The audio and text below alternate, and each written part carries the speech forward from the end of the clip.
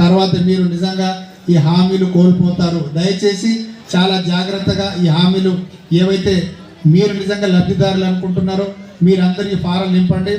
అదేవిధంగా మీకేవైనా భూ సమస్యలు కావచ్చు, వేరే ఇతరత్ర ఏ సమస్యలున్నా తెల్ల కాగితం మీద రాసి, తెల్ల పేపర్ మీద రాసి వాటికి సంబంధించినటువంటి జిరాక్స్ కాపీలను కూడా జత చేసి, ప్రత్యేక జనరల్ కౌంటర్ ఉంటుంది, మహిళలకు ఒక కౌంటరు, అలాగే పురుషులకు ఒక కౌంటర్తో పాటుగా మీకు జనరల్ కౌంటర్ ఉంటుంది.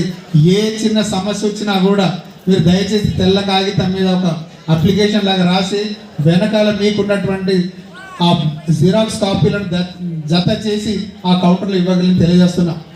ఎటువంటి ఇబ్బందులున్నా, ఏ చిన్న సమస్య వచ్చినా కూడా నేరుగా ఇక్కడ సంబంధిత అధికారులు ఉన్నారు, మనకు ప్రజాప్రతినిధులు ఉన్నారు, వారు కూడా స్పందించకపోతే నేరుగా నా వద్దకు రావచ్చు. ఎందుకంటే కాంగ్రెస్ పార్టీ మీకు అందరికీ మీ ముంగట్లో ఉంది. మీకు సేవ చేయాలని ఏకైక లక్ష్యంతో ఈసారి కాంగ్రెస్ పార్టీ అధికారంలోకి వచ్చింది. మీరు కూడా అదే నమ్మి మీకున్నటువంటి ఎటువంటి ఇబ్బందులకు గురైనా కూడా, అధికార పార్టీ ఎన్ని ఒత్తిడిలో పెట్టినా కూడా మీరు స్వేచ్ఛగా వచ్చేసారి ఓట్లేసి భారీ మెజార్టీతో కాంగ్రెస్ ప్రభుత్వాన్ని గెలిపించారు. అందుకే కాంగ్రెస్ ప్రభుత్వం మీ ముంగట్లోకి వచ్చి మీకు సేవ చేయాలని ఏకైక లక్ష్యంతో ఇవాళ ప్రజాపాలన కార్యక్రమంలో ఇంతమంది ప్రభుత్వ యంత్రాంగం అంతా మీ ముందుకు వచ్చింది. కాబట్టి ఒకటే చెప్తా ఉన్నా, మీరందరూ సమయం పాటించి అప్లికేషన్ ఇచ్చినప్పుడు చాలా జాగ్రత్తగా క్యూ లైన్ కూడా నెరవేర్చే బాధ్యతను మేము తీసుకుంటాము. ఏ చిన్న ఇబ్బందులను మమ్మల్ని నేరుగా కలవచ్చని చెప్పేసి ఈ సభాముఖంగా తెలియజేస్తూ మీరు కానీ దరఖాస్తు ఇవ్వాల్సి వస్తుంది. దయచేసి మరొక్కసారి కాంగ్రెస్ పార్టీని మీరు దీవించి ఆశీర్వదించి ఇక్కడ నన్ను భారీ మెజార్టీతో గెలిపించినటువంటి అమ్మలక్కలకు, సోదరులకు, అలాగే ఉద్యోగులకు, ప్రతి ఒక్క ఉద్యోగి కాంగ్రెస్ పార్టీకి ఓటేసిండు. ఎందుకంటే మనం చూసాం బ్యాలెట్ పేపర్లలోనే 95% కాంగ్రెస్ పార్టీకి ఓటేసింది. అంటే వాళ్ళకు జరిగినటువంటి అరాచకాలు మనం చూసాం. ఇప్పుడు ఉద్యోగస్తులకు చాలా సిపిఎస్ ఒకటి తీశారు. సిపిఎస్ని రద్దు చేస్తామని చెప్పేసి ఆ రోజు మేము మాట ఇచ్చాం, మాటకు కట్టుబడి ఉంటాం. అలాగే 317 జీవో ఎందుకు తీసుకొచ్చారు తెలుసా మీకు? కేవలం 6 నెలల ముందు ఆ ఉద్యోగులు చాలా అధికార పార్టీకి చాలా వ్యతిరేకంగా ఉన్నారని చెప్పేసి వీళ్ళందరినీ జోనల్ వ్యవస్థను తీసుకొచ్చి వాళ్ళ భార్య భర్తను కూడా విడదీసి ఏదో ఒక వేరే ఊర్లో వీళ్ళకి పోస్టింగ్ ఇచ్చేసి అక్కడ స్థానికంగా ఉంటే వీళ్ళు ఓటర్లను ప్రభావితం చేస్తారని ఏకైక లక్ష్యంతో మన గత ప్రభుత్వం 317 జీవో తీసి చాలా మందిని ఇబ్బంది పెట్టింది. 317 జీవోని కూడా మేము రద్దు చేస్తాం, సిపిఎస్ని కూడా రద్దు చేస్తామని చెప్పేసి మా ప్రియతమ నాయకులు రేవంత్ రెడ్డి గారు చెప్పడం జరిగింది. అదేవిధంగా ప్రభుత్వం ఇచ్చినటువంటి ప్రతి ఒక్క హామీని నెరవేరుస్తాం. మీ ఇంటికి వచ్చి వాళ్ళు ప్రభుత్వ అధికారులందరూ ఆయా ఎక్కడెక్కడ మీరు సరిగా నింపలేని ఖాళీలు ఉన్నాయో వాళ్ళే వచ్చి మీ పుస్తకాలు కావచ్చు, లేకపోతే మీ మీటర్లు అన్నింటినీ చూసి వాళ్ళే నింపుతారు జాగ్రత్తగా. ఏదో హడావుడిగా ఏది పడితే అది గీకేసి తర్వాత ప్రభుత్వం చూసుకుంటుందిలే అని చెప్పేసి చెప్తే తర్వాత తీవ్ర ఇబ్బందులకు గురవుతారు. ఇందులో కనుక నింపకపోతే రేపు మీకు నిజంగా కూడా ఈ హామీలు నెరవేర్చలేకపోతుంది ప్రభుత్వం. ప్రతి ఒక్క పేదవాడికి పార్టీలకు అతీతంగా నిజమైన లబ్ధిదారుడికి హామీలు నెరవేర్చాలంటే మీరు చాలా జాగ్రత్తగా ఈ ఫారంలు నింపాల్సి వస్తుంది. ఎందుకంటే ఇవాళ చివరి రోజు కాదు, 6వ తారీఖు వరకు మీరందరూ చాలా జాగ్రత్తగా ఈ ఫామ్లు నింపండి. ఇప్పుడు ప్రభుత్వ యంత్రాంగం అంతా మీ ముంగిట్లో ఉంది. ఇదే ఫారంలు మీరు నిజంగా అప్లై చేయాలనుకుంటే మీరు ఎంపీడీఓ ఆఫీసుల చుట్టూ, ఎంఆర్ ఆఫీసుల చుట్టూ, అలాగే ఎలక్ట్రిసిటీ డిపార్ట్మెంట్ల చుట్టూ, అగ్రికల్చరల్ ఆఫీసర్ల చుట్టూ మీరు తిరగాల్సి వచ్చేది. అందుకే మన నాయకులు సీఎం రేవంత్ రెడ్డి గారు వాళ్ళు మాట ఇచ్చిన ప్రకారం ప్రభుత్వ యంత్రాంగం ఇక్కడ అందరు అధికారులు ఉన్నారు, అధికార యంత్రాంగం అంతా మీ వద్దకు వచ్చింది, మీ ముంగట్లోకి వచ్చింది. మీరు చేయాల్సింది ఒకటే, జాగ్రత్తగా ఫారాలు నింపి మీరు సంబంధిత అధికారులకు ఇవ్వండి. అలాగే వీటితో పాటు కాంగ్రెస్ పార్టీ ఇచ్చినటువంటి అనేక హామీలను నెరవేర్చే బాధ్యతను కాంగ్రెస్ ప్రభుత్వం తీసుకుంటుంది. మీకు ఇంతకుముందు మాట ఇచ్చినాం, 2 లక్షల రూపాయలు ఏకకాలంలో రైతు రుణమాఫీ చేస్తామని చెప్పినామా లేదా? కానీ బీఆర్ఎస్ నాయకులు ఈ రోజు వరకు మిత్తి కూడా వాళ్ళు ఆ రైతు రుణమాఫీ భాగంలో తీవ్ర విఫలమైనని మేము తెలుసుకున్నాం. గత పాలకులు చేసిన పాపాలే మాకు చుట్టుకుంటున్నాయి. ఎందుకంటే మనకు 2014లో అధికారంలోకి వచ్చిన తర్వాత బీఆర్ఎస్ పార్టీ ఒక్కసారి మీకు కొత్త రేషన్ కార్డులు ఇచ్చింది, అవునా కదా? ఇప్పుడు మీరు కొత్తగా అప్లై చేయాలన్నా మీరు ఎవరైతే లబ్ధిదారులను కేవలం బిలో పవర్టీ లైన్ సర్టిఫికేట్లు ఏదైతే ఉందో ఫామ్ ఏదైతే ఉందో తెల్ల రేషన్ కార్డులను చూసే మేము ఈ హామీలను ఎవరైనా నిజమైన లబ్ధిదారుడు వద్దకు పోగలుగుతాం. కాబట్టి మొదటి విడతలో ఫస్ట్ తెల్ల రేషన్ కార్డులు ఇస్తాం. నెల తిరగక ముందే తెల్ల రేషన్ కార్డులు ఇచ్చి తర్వాత ఈ హామీలు నెరవేర్చే బాధ్యతను కాంగ్రెస్ ప్రభుత్వం తీసుకుంటుంది. ప్రతి ఒక్కరూ సమయం పాటించండి. ఇప్పుడు అధికారులు మేము పోగానే మీరందరూ హడావుడిగా మీ కౌంటర్లలో తొందరగా ఈ ఫారాలు నింపేసి అక్కడ పడేసి వెళ్ళిపోదాం అనుకోకండి. మీకు ఎటువంటి సమస్యలు ఉన్నా సంబంధిత అధికారులను అడగండి. ఎందుకంటే ఇది ఒకటే అవకాశం. ఒక్కసారి కనుక మీరు ఇప్పుడు సరిగ్గా ఈ దరఖాస్తులు నింపకపోతే తర్వాత మీరేం చేస్తారు? సార్ మీకు ఓటేసినాం, నాకు రైతు భరోసా రావాలి, లేకపోతే ఇందిరమ్మ ఇల్లు రావాలని అడిగితే అప్పుడు నేను ఏం చేయలేని పరిస్థితి చెప్తా ఉన్నాను. ఏ విషయమైనా కూడా అలాగే ఇందిరమ్మ ఇల్లులు మనం చూసాం. మనం ఇంతకుముందు వైఎస్ రాజశేఖర రెడ్డి గారు అంతకుముందు కాంగ్రెస్ ప్రభుత్వాలు ఇందిరమ్మ ఇల్లులు ఇచ్చినాయి. మేము ఏ ఊరు పోయి ప్రచారం చేసినా కూడా అక్కడ ఇందిరమ్మ ఇల్లులే కనిపిస్తున్నాయి, కానీ ఎక్కడ డబుల్ బెడ్రూమ్ ఇల్లు కనిపించలేదు. ఇక్కడ గూడూరు ఎవరికైనా డబుల్ బెడ్రూమ్ ఇల్లు ఇచ్చేస్తుందా అమ్మా? ఎవరికి రాలేదు. మాకు ఈసారి అధికారంలోకి రావడానికి ప్రధాన అంశం ఈ ఇందిరమ్మ ఇల్లులు. అలాగే నిరుద్యోగ యువతులకు సంవత్సరం తిరగకముందే 2 లక్షల ఉద్యోగాలు మేము నింపుతామని మాటిచ్చాం. అలాగే మన ప్రియతమ నాయకులు రేవంత్ రెడ్డి గారు సీఎం మెగా డిఎస్సిని 20,000 ఉద్యోగాలతో తొందరగా ఒక నోటిఫికేషన్ ఇచ్చే బాధ్యతను కాంగ్రెస్ ప్రభుత్వం తీసుకుంటుంది. కాంగ్రెస్ ప్రభుత్వం ఇచ్చిన మాట నిలబెట్టుకుంటుంది. ఏ ఒక్క హామీని కూడా విస్మరించదు.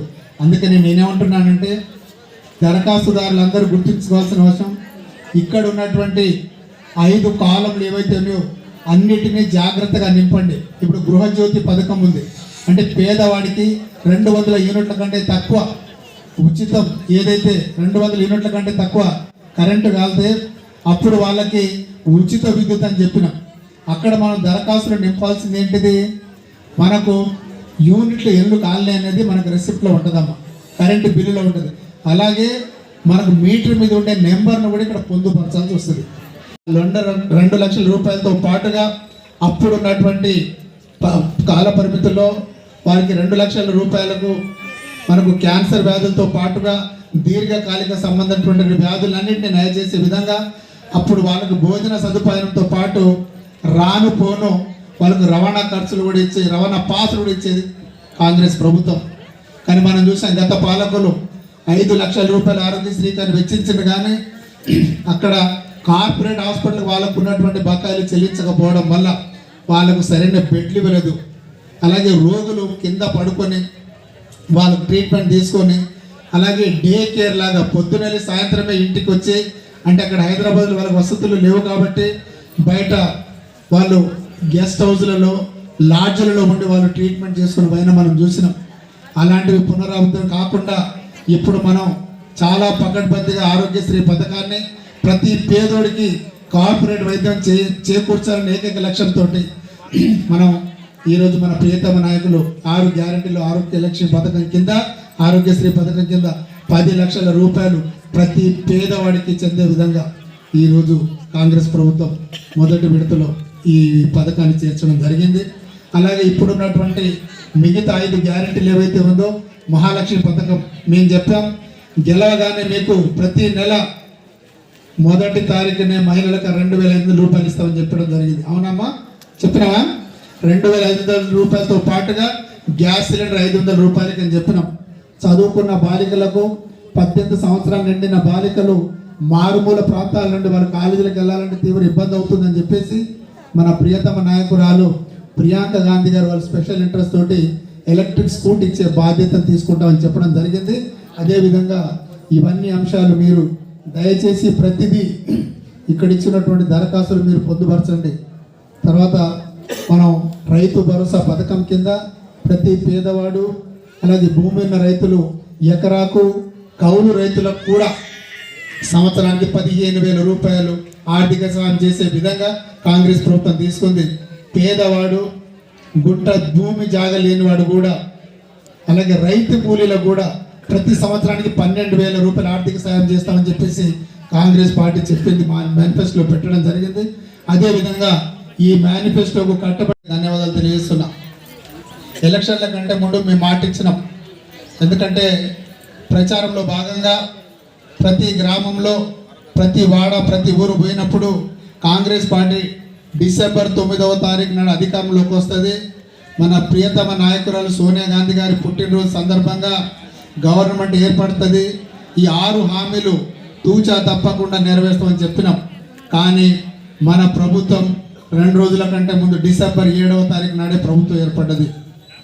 ఏర్పడగానే ఆ విజయోత్సవ సభలోనే మొదటి సంతకం ఈ 6 గ్యారంటీలను మన ప్రియతమ నాయకుడు రేవంత్ రెడ్డి గారు సంతకం చేసి మన రాష్ట్రాన్ని అంకితం చేసిండు.